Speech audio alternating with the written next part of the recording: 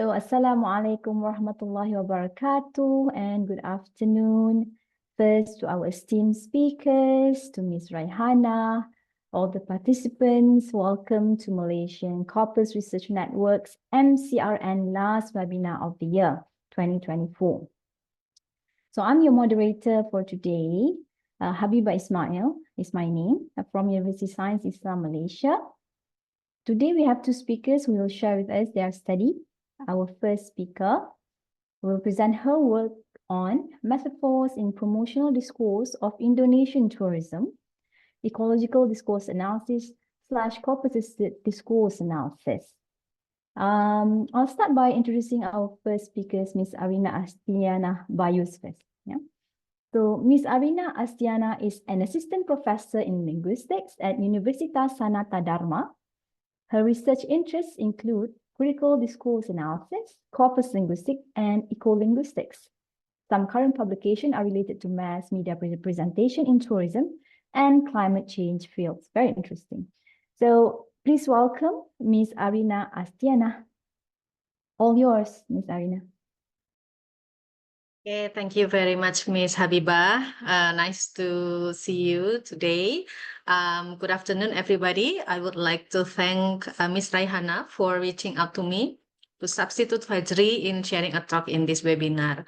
Hopefully, my topic is still relevant to the spirit of MCRN. I would like to talk about metaphors in Indonesian tourism promotion, a corpus eco-linguistic study.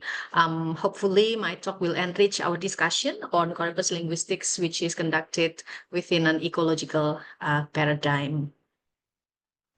So basically, what I'm presenting today is a part of my dissertation. I'm already in the last year of my doctoral degree that deals with promotional discourse of Indonesian tourism. I focus on the language of evaluation that intensifies and quantifies nature. The next slide, please, Ms. Raihana.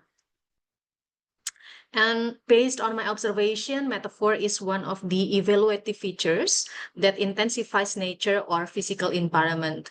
Therefore, in this occasion, I would like to share about the employment of metaphors in the tourism promotion and provide an ecological discussion by adopting a deep ecology principle. The next, please.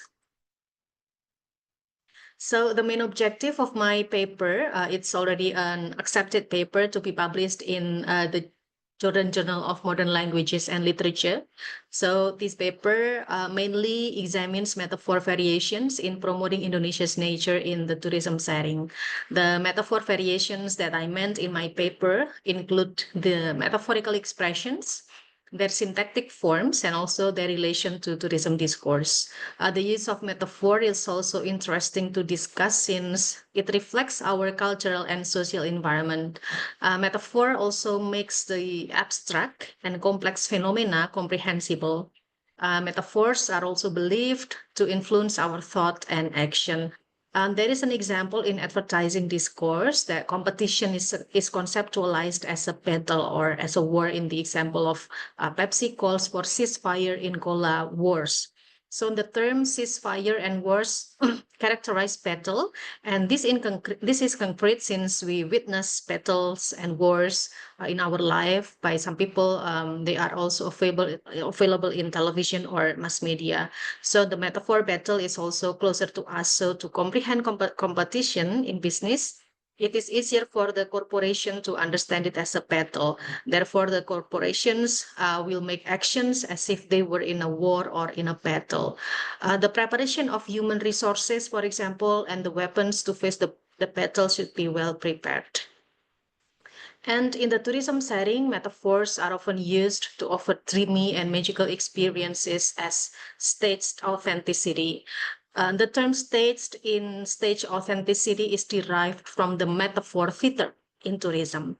So the dreamy and magical experiences the tourism promises are made possible by some people, including employees in the tourism sector. So the basic image that is associated with large number of tourism businesses is of a theater. It's like a theater in which the employees move from the front stage to the backstage.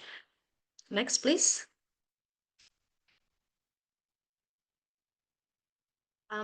And there are also some points in my background that I present in the Indonesian context. Of course, tourism contributes 4.5% of the country's gross domestic product. And the social context triggers government effort in promoting tourism, including the use of social media, such as Instagram, official website, Facebook, and also Twitter. But the use of official tourism website is essential in providing the readers with information. The official website also shapes the country's image to global readers. Even a study by Malenkina and Ivanov found that more than 65% of European tourist decision to visit a place is determined by the language and information provided on the official website. And tourism promotion is one of the ecological concerns, not only issues on climate change or sustainability. So it argues that there is a dichotomy between humans and environment as evidenced in the ecotourism activities. Tourism industry focuses on eco experiences and the tourists are invited to explore and uncover pristine jungles. So the big subject in tourism setting is still the tourists themselves and they are staged as the agents and explorers of the nature. Another example in the tourism setting is the issue of consumerism that is heavily promoted through green packaging, the promotion of oil, gas, and beauty products, as well as housing, often include nature in their advertising. And this phenomenon ultimately leads to semantic bleaching of the term eco in advertising practice. And in the tourism context, over-tourism also emerged as an influence of ecotourism advertising. Ecologically, over-tourism creates destructive impacts such as resource depletion, pollution and waste, infrastructure strain, habitat destruction, and also climate change. Therefore, in this study, I also involve ecolinguistics as the theory of the relationship between language and environment. Basically, ecolinguistics is a study of the relationship between language, and it believes that language has the role to promote ecological harmony. It is also important to shape our viewpoint and behavior toward environment. Next. Okay. I reviewed some of previous studies of metaphors in tourism, including the Asian, Indonesian, and also European context. In the Indonesian setting, studies were conducted to observe the tourism promotion of West Java, one of the provinces in Indonesia. The data previously was taken from the government website as well, or the official tourism website, but the language observed was Indonesian, while my study used the English promotion. The study was conducted with content analysis and found that nature is conceptualized as hidden heaven or person, or nature is projected as a living being with human capabilities.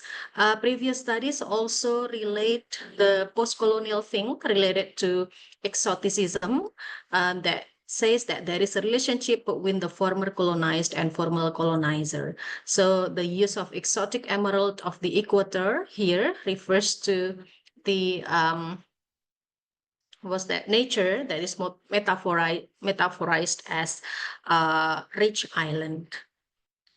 The next, please. Okay, in the Indonesian context, the other study that I reviewed was conducted by Krishnawati, and et al. So they examined the online tourism magazine and involved 19 articles in the analysis. The paper mentioned explicitly that the analysis adopted the CMT, or conceptual metaphorical CMT framework, and also MIPFU, or metaphor identification procedure by FIR Universitat. So in this previous study, we find that the target domain is rice field and rich land, and the metaphorical expressions are found in the words such as heaven, person, object, and entity. So the use of Asia's tropical paradise and the waterfall unites running fresh, the river is raging, waves sucks, and the seductive pitch here are expressions that characterize nature as humans. The next, please. And in the Asian context, I reviewed study by Jaworska, and she found that tourist destination is a central place and wait, before that, Jaworka study here also used a corpus-based method by using W matrix and also MIP, metaphor identification procedure. This method is quite different from previous study by Krishnawati. And the data here contain of 3 types of corpora because the previous study here focused on comparing the home or the British tourism website, the European and faraway or Asia Pacific websites. And the analysis found that there are more than 700 metaphors. Most of them were found from the faraway tourism websites or the tourism in Asia Pacific regions. And the semantic domains that are found in metaphors here come from the religion, taste, and natural precious elements. The semantic domains here are not found or are not analyzed manually, but here Jaworska used W matrix to find out the group of particular words that share the same semantic feature. So based on Jaworka's study, tropical countries in Asia Pacific regions are projected as sensory images to increase the appetite to consume the destinations. So tourist destinations are projected as food to or things to consumption. For example, here is we are talking sugary sands and every kind of water sport down at the idyllic Palm Beach. So the use of sugary sands here is characterize the tropical tourist destination. The other example here is this place is a colorful canvas of turquoise seas, golden sands with a drop of green in the background. So despite the taste metaphor, it is also containing the natural precious elements such as golden here that also refers to the color. The next, please. And in the European context, I was also inspired by a study from Jaworska and also Steppins. In different data, Steppin compares the English, Spanish, and German tourism corpora. Steppin's work was initially motivated to identify possible metaphorical expressions for translation problems, but this study provides many examples of metaphors that can be compared to the present work. The methodological is also bottom-up since Steppin started by searching vocabularies of metaphor domains and compare them in larger corpora. And in general, Steppin's work found a similar metaphor in the 3 corpora. It is that the European tourist destinations provide a warm and friendly service or provide a welcoming atmosphere. So based on the previous studies here, I can say that the metaphors used to project tourist destination in European and Asian or tropical countries are different. Next, please. So motivated by previous studies, I formulate 3 research questions in my study. The first is what metaphors are used in the promotional discourse of Indonesian tourism. Second, how are metaphors used to promote Indonesian nature? And third is how do metaphors frame Indonesian tourism in an ecological view? So in order to answer the research questions, I include some theories. The first is cognitive linguistics, as the main linguistic feature analyzed in this study is metaphor. Metaphors are important components of human cognition and means of conceptualizing more abstract areas of our experience in terms of familiar and concrete expression. Metaphors also lie on the similarity between 2 elements where literal meaning is altered. Metaphors also map the source and target domains, and the conceptualization shows how we talk about an entity with another concept. Traditionally, the source domain is concrete, while the target domain is abstract.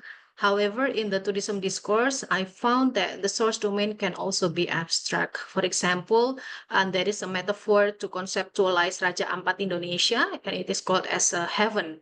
Heaven is something abstract, right? But we share a similar understanding and picture of heaven. So in studying metaphor, the term CMT or conceptual metaphor theory is also employed to understand one type of thing in terms of another. The systematicity of metaphor on the surface of language merely reflects underlying conceptual structure in which something is understood, stored, and processed in terms of something else. Kovasces extends the idea in conceptual metaphor theory and argues that studying metaphors should include perspective such as frame, domain, and image.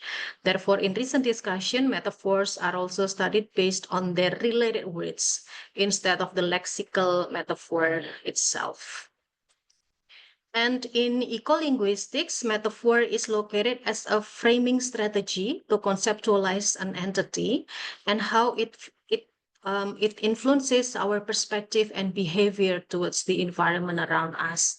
Stevie exemplifies the metaphor jewel in food product, and interestingly, jewel is also found in tourism promotion. So we can say that there is an underlying general perspective about persuasive strategy in advertising in general. The food and tourist destination are said as jewels, natural precious elements that are valuable to customers.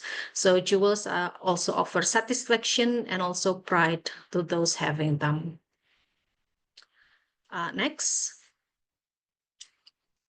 So the next theory that I used is tourism advertising discourse. So I look at tourism as a discourse and the text of tourism as a discourse, not merely a text. So promotional discourse is marked by persuasive language that is identified by some of them adjectives, boosters, numerals, and also metaphors. And language in advertising is believed to provide a powerful impact on our lived experience and influence how we should think and talk and act. So, for example, the repetition and rewording of natural richness in a tourist destination influence our perception that nature is a commodity and product that we can buy. Our perception also leads to our common understanding that nature provides resources for humans' wealth and psychological satisfaction. So this assumption is the concern of ecolinguistics, and ecolinguistics argues that advertising might promote a destructive discourse. There is an example of an advertisement of air conditioner. It cools you and the planet. So this advertisement projects an assumption that by using and buying this kind of air conditioner with particular brand, we are responsible to keep the planet. The product promises that it will not emit greenhouse gases that warm the earth.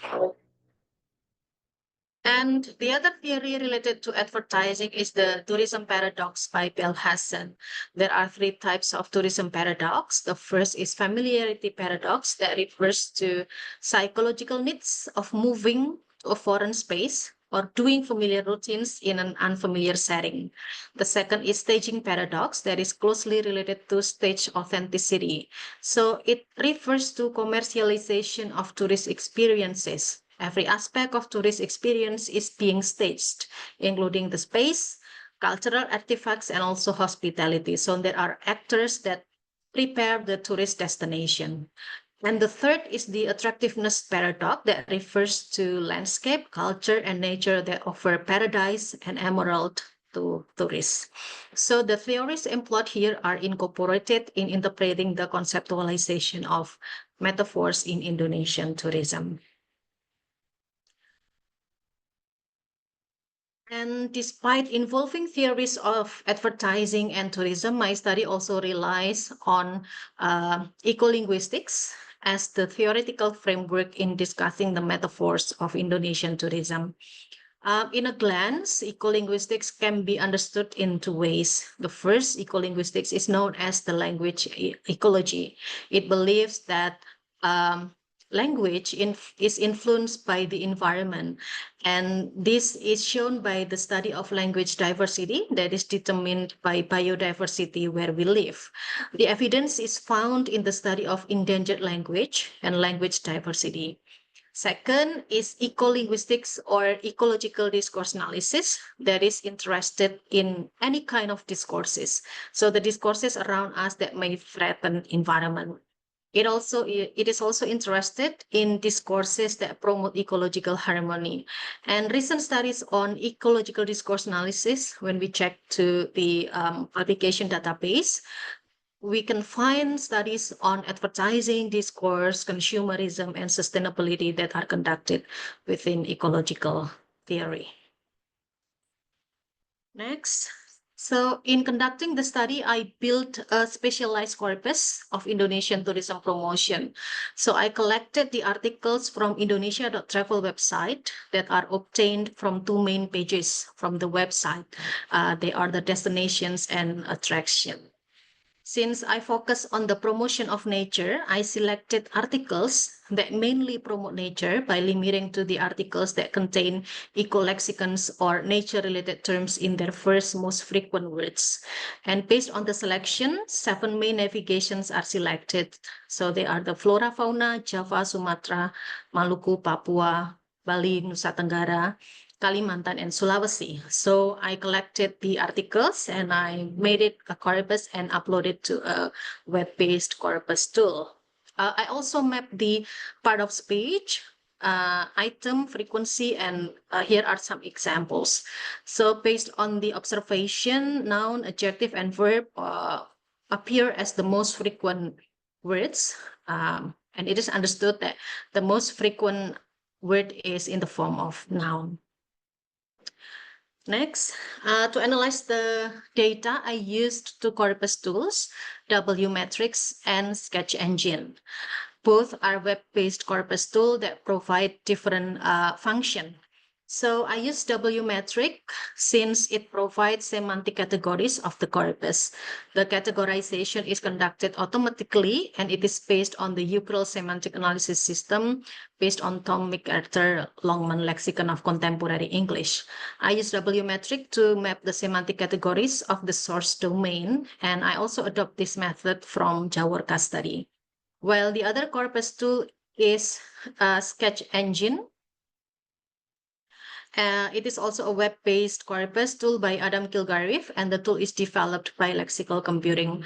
This corpus tool provides similar features from other tool, but what makes Sketch Engine different is that it provides collocation analysis based on certain grammatical relation, or it is called as the word sketch analysis.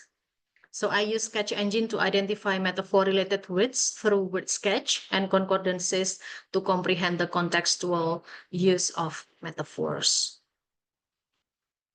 Next. So the procedure adopted in this study is MIPFU framework that stands for Metaphor Identification Procedure of the Free Universitat. So it is slightly different from MIP, or Metaphor Identification Procedure by Prageljas Group.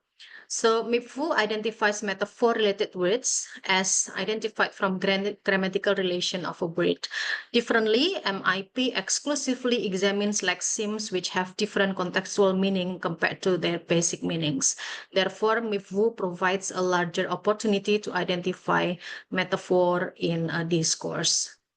And the steps conducted in this study are: first, I identified the first 100 most frequent nouns through the word list, and this stage is assisted by Sketch Engine. So by using Sketch Engine, we can sort particular part of speech. For example, if you want to find out the list of nouns, so you just need to search the option noun in the word list, and it will show you the frequency of noun. So from the 100 frequent noun, I selected the ecolexicons or the nature-related terms, and I found 68 lexicons or ecolexicons. And then I searched for collocation from each ecolexicon to identify the metaphor-related words. Fourth, I examined the concordances to identify indirect metaphors, since some of them are not identified directly in the collocation position. For example, when I search or when I found a home metaphor, it is found in the sentence initial. It does not show, it is not found in the collocation analysis, and it functions as an adjunct. So specifically, the identification of metaphor-related words are conducted within certain restriction. For example, I restricted collocates with 5.0 log die score. I also identified the metaphor-related words based on some nature. For example, whether the metaphor is direct, indirect, implicit personification, whether it uses metaphor signals or it is in the form of new formation or compounding. And after collecting the metaphor-related words, I categorize the semantic domains with W matrix and recategorize them based on the theory of environment by Sapir. Okay.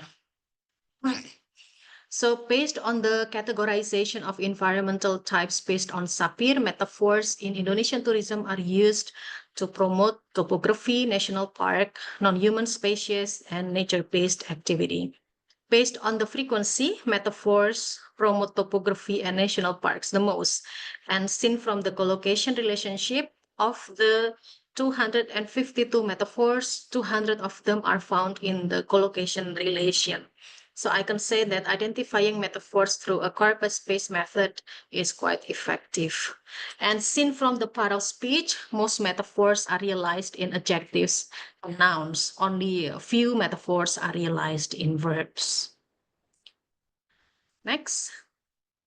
There are some markers that I used to identify metaphor-related words. For example, direct metaphor here can be identified directly from the lexicon, such as treasure, home, and heaven. So studying previous works by Jaworska and Steppins is quite helpful for me to find out the direct metaphors. For example, here with all the splendors that stretch from the heart of its thick jungle to the deep waters that surround the peninsula, West Bali National Park is truly a natural treasure of the fabled island of Bali. So the word treasure here is metaphorical directly. It's different from the word fabled because it functions as a modifier of the noun head island. So treasure is a direct metaphor, while fabled in the phrase fabled island is indirect metaphor. The other example of direct metaphors here are from the word home and heaven. Next. The indirect metaphors can be known from the signal, such as the use of like here, velvet-like. The moment your barefoot touches the velvet-like sand of the pristine beach, you definitely won't regret the trip. So finding the velvet-like here is indirectly metaphor. So it is indirect metaphor, and I can see that this is indirect because understanding the conceptual meaning of velvet-like here should be related to the noun head that it modifies. Similarly, through personification, I can also identify that the verb hide and offer here also represent indirect metaphor. Next. The other form of grammatical relation of the metaphor forms is in the form of compound metaphors such as hidden gems, adrenaline rushing, and tropical paradise. So they are not categorized as noun phrases, but they are compound metaphors because they create a new meaning. And in my paper, I recategorize them into different kind of metaphor, whether it is noun compound or adjective compound. But they also tell us that metaphor can also be in the form of compound. Next, here is the example of metaphor collocates that are identified as modifiers. For example, is in the ecolexicon beach. One of the modifiers is pristine, which appears 17 times and has a log die score of 11.44. So I carefully examine every collocate of the ecolexicon and mark the metaphors by comparing their basic meanings and contextual meanings in the concordance lines. So when the meaning in the context is different from its basic meaning, I mark the expression as a metaphor. The use of word sketch in the left part here also enables us to provide the metaphor phrase structure.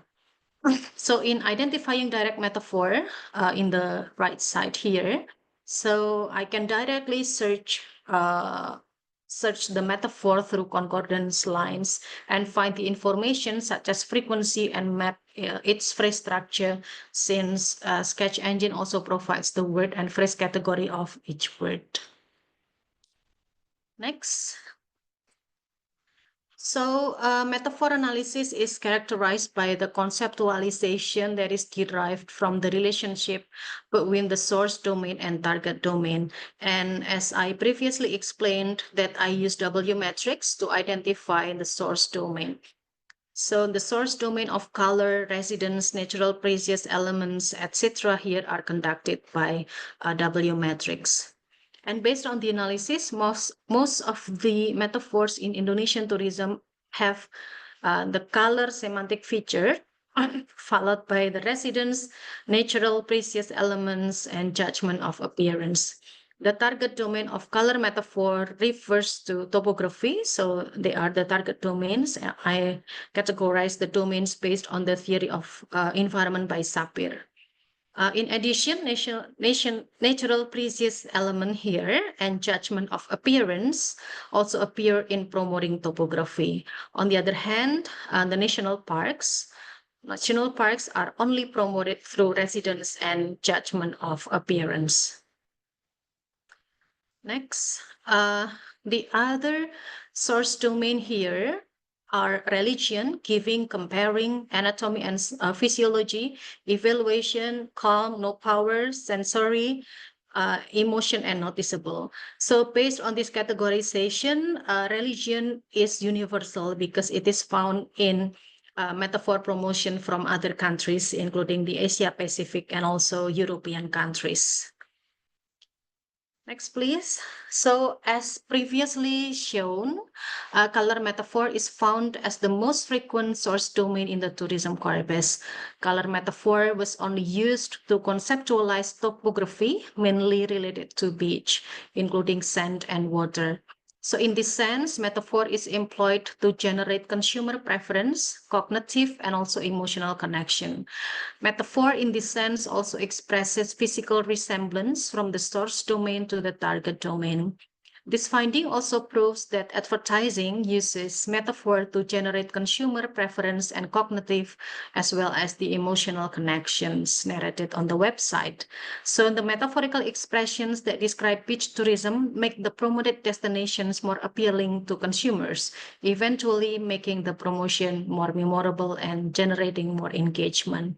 So the bold color here, blue, white, and green, refer to the universal metaphor because they are found across countries. Next, the most common metaphor found instead of color is residence, that is found in the metaphor home and house, that is used to refer to national parks and topography. Based on the context, Indonesia has 54 national parks where tourists can see endangered species like orangutan, komodo, dragon, leopards, birds, and also many other species of flora and fauna. So the expression of home to offer 100 species of wildlife frames the Indonesian National Park as a safe place to protect endangered species. The concept of home is borrowed to project a place of collective identification, to imply that the species are intimately connected to the national park habitats. And the metaphor home also projects the well-managed national parks that provide ecosystem to protect the biodiversity. And based on the contextual analysis, I found that home is often juxtaposed with quantification of species. For example, home to over 100 species, home to many other, home to various, home to several, numerous, over 540 types, more than 1,000 types, around 700. So all of them are numerals. So in this advertising strategy, exemplifies the paradox of attractiveness in modern tourism, where natural wealth is promoted to attract tourists. The different number or quantification used in the promotion shows that the website wants to highlight the biodiversity of Indonesia's natural parks and to give readers an idea of the corresponding ecosystem that national parks provide. Next. The following dominant source domain in the tourism promotion was natural precious element that is used to promote topography. Some of metaphor-related words identified in the data are jewels, treasures, gems, crystal, and treasured. And the universal metaphors found here are gems and crystals that were also found in European and other Asia-Pacific regions. So the use of gem in European tourism is to promote luxurious destination, but differently in Indonesian context, gem is used to promote the remote destination, such as shown in this example. Put this hidden gem into your bucket list and enjoy some of the most astonishing tropical landscapes in the eastern Indonesia. So the metaphor gem does not refer to a luxurious trip or location, but to the natural beauty of eastern part of Indonesia, because that place is known for its rich underwater life and other natural richness. The adjective hidden also locates the tourist as the agent who unlocks the treasure to become its owner or explorer. So this metaphorical pattern conceals a promise of ownership and also control. Next. Regarding the frequency of metaphors, the following slide, please. Regarding the frequency of metaphors to promote Indonesian tourism, the semantic domain religion is also worth discussing. So some noticeable metaphor examples were this one, tropical pristine paradise, underwater magic, majestic waterfall, and magical sites. So this finding contrasts with the studies of Jaworska and Krishnawati that found religion as the most dominant metaphor in Asian and Asia Pacific tourism website. So previous study only identified paradise and heaven as religion conceptual domains, but the present research added some metaphor-related words to highlight them using the corpus tool. So in the metaphor, magic, magical, and majestic also belong to the religion concept that is not always associated with wonderful and peaceful destinations. The metaphor majestic, for example, to conceptualize Javan rhinoceros is known as one of the rarest mammals on Earth, refers to an endangered mammal. So another example of religion metaphor is also found in majestic ficus trees to refer to endemic flora. So I can say that the metaphor of religion also articulates the universality of religion as a source domain in the tourism promotion. So based on the theory of tourism, the use of religion metaphor here articulates the familiarity paradox. So we are invited to witness something unfamiliar to our daily routines. Next, so based on the metaphor analysis, I can say that the tourism website that is managed by the Indonesian government articulates Indonesia as the home of colorful and unusual gems. And next slide, please. So my analysis also extends the conceptualization to understand how metaphors are employed to to project which part of environment that is promoted to the readers, whether metaphors are used to promote the Indonesian nature prosperity, purity, or remoteness. And based on my analysis, Indonesian nature is mainly promoted through its purity and prosperity. Purity here refers to the topography, while prosperity is promoted through topography, national parks, nature-based activities, and also non-human species. Next, here are some examples. So the idea of prosperity refers to the natural wealth of Indonesian tourism destination. The metaphor identified from the example was treasured, which modifies lagoons here in the example as one of the destinations in Raja Ampat. So the idea of something great of wealth and value in the metaphor treasured cannot be separated from the idea of treasure that is stored up or hoarded.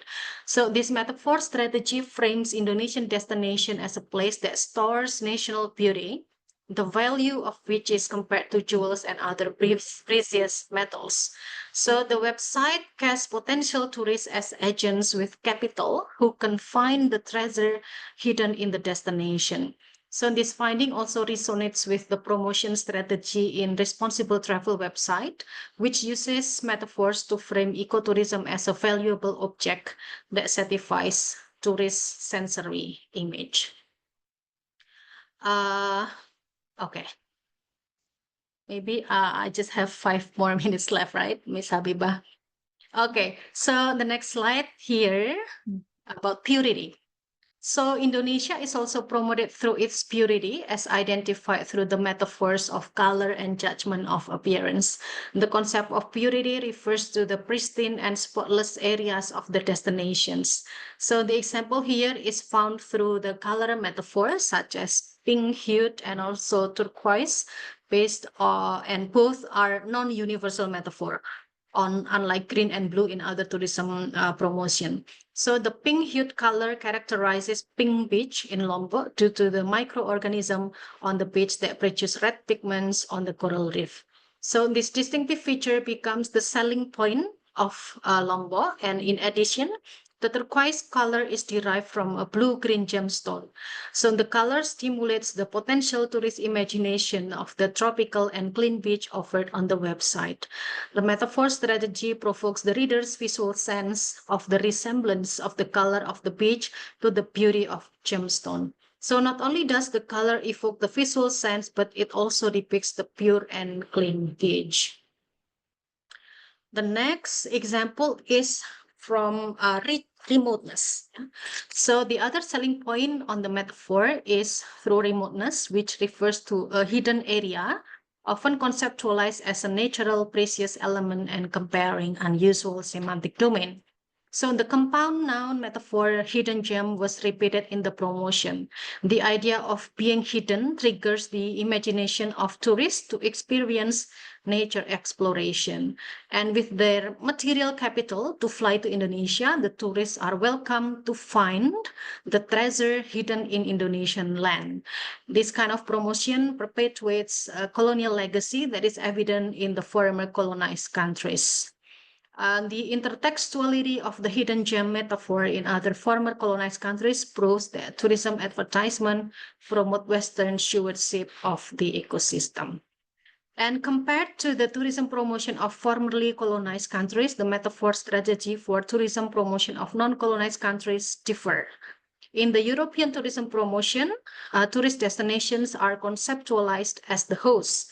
They are the owners of the destinations, and the tourists are located as the guests, so different from what happens to Indonesian promotion.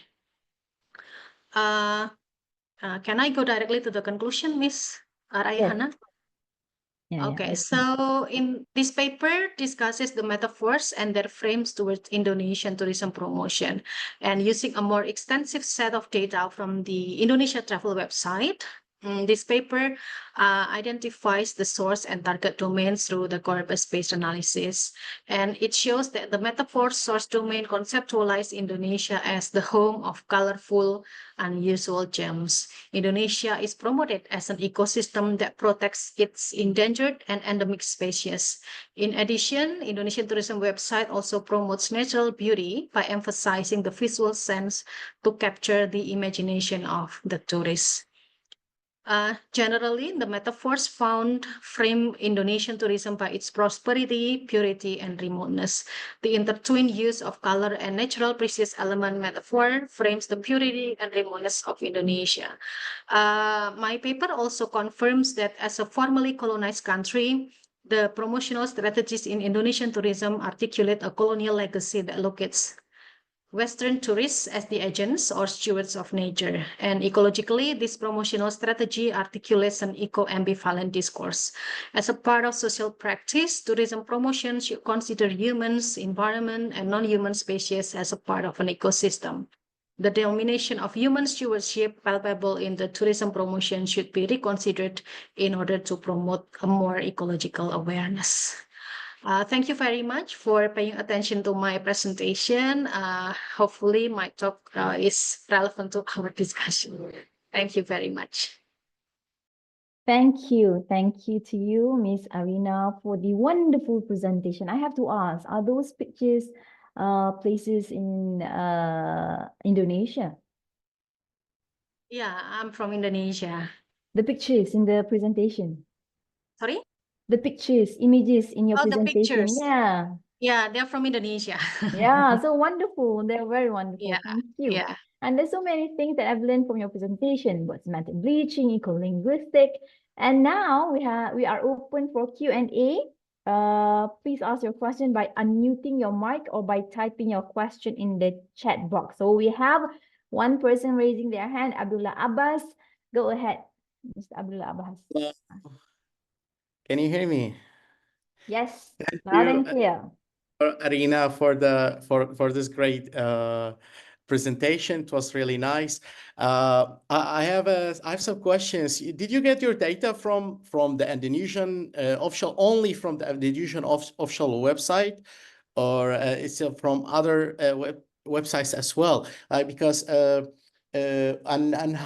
and what percent of like how many percent of your data is metaphor?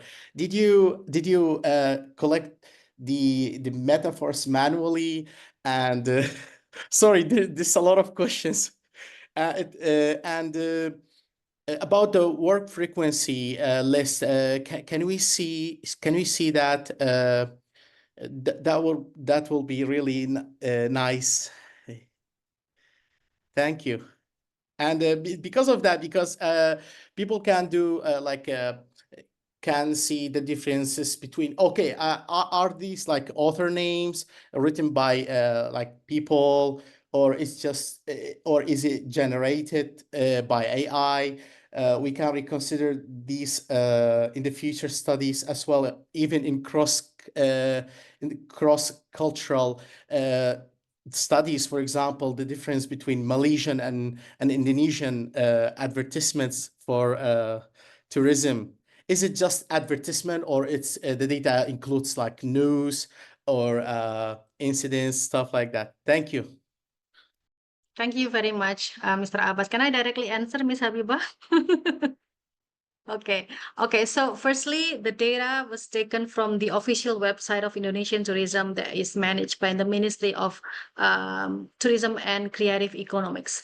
Previously, I also observed other websites managed by the non-governmental organization, but they do not provide as much as information as the official tourism website.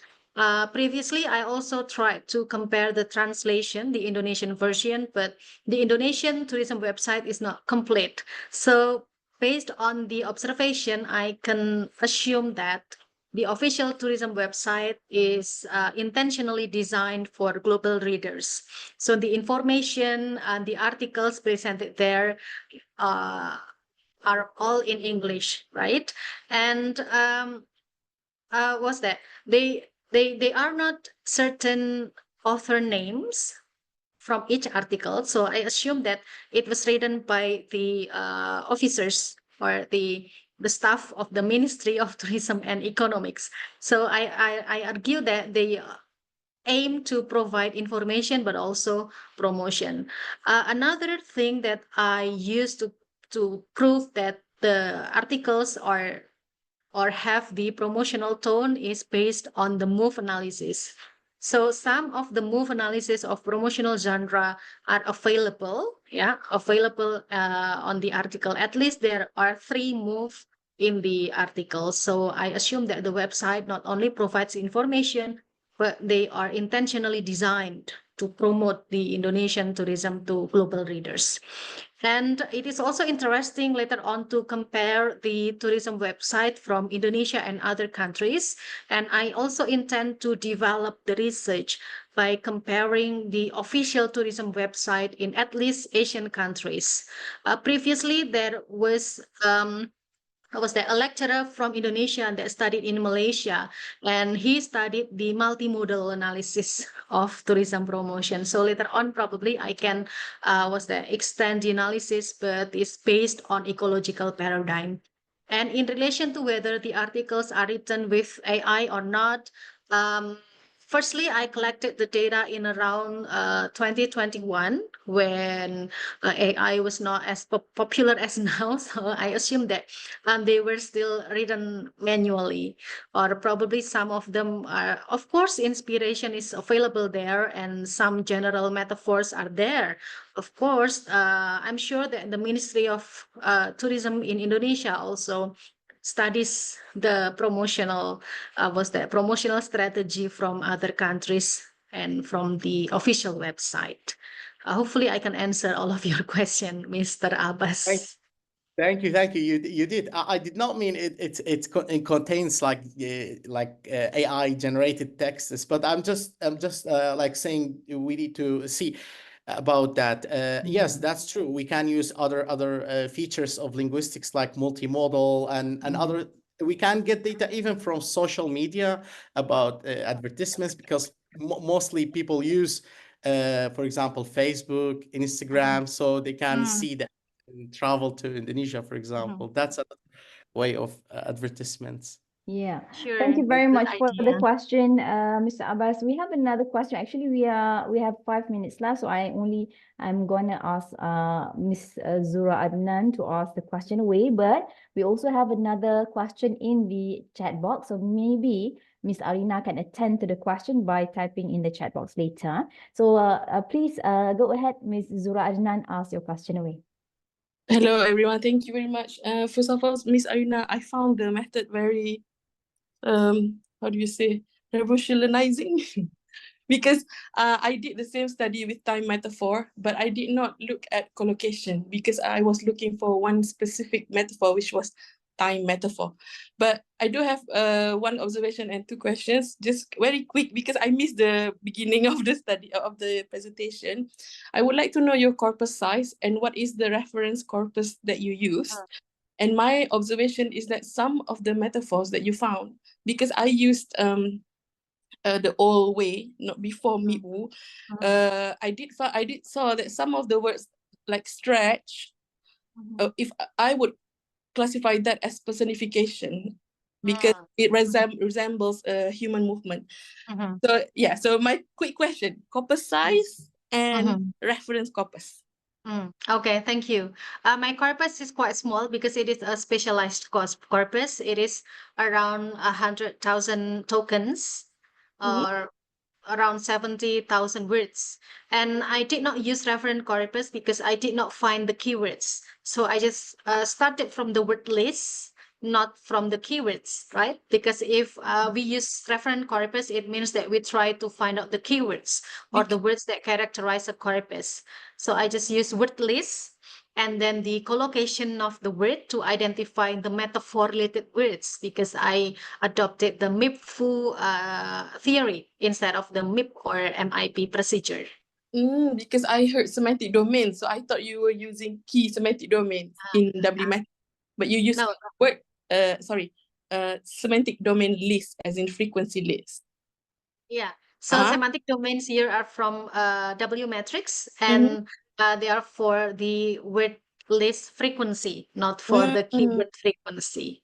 So I restricted the search of the word list from noun, and then I sorted which nouns refer to nature. Therefore, I call them as the eco-lexicons. I see. And it's also quite interesting that you mentioned eco-linguistic. I didn't think about it. So thank you. That's a very good presentation.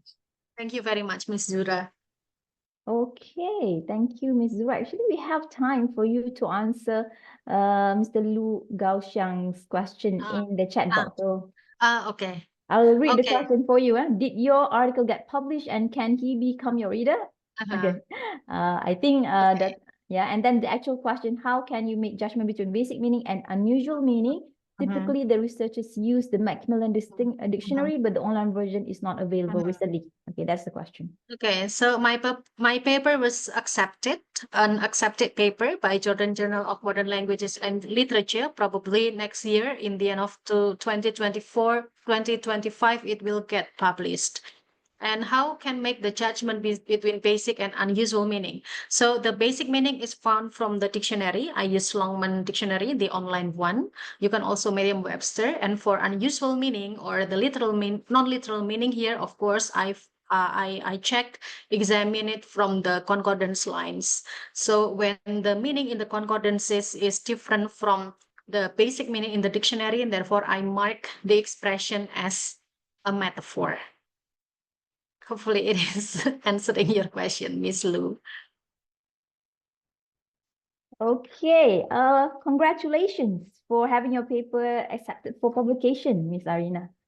Thank you very much, Miss Habibah and everybody. You.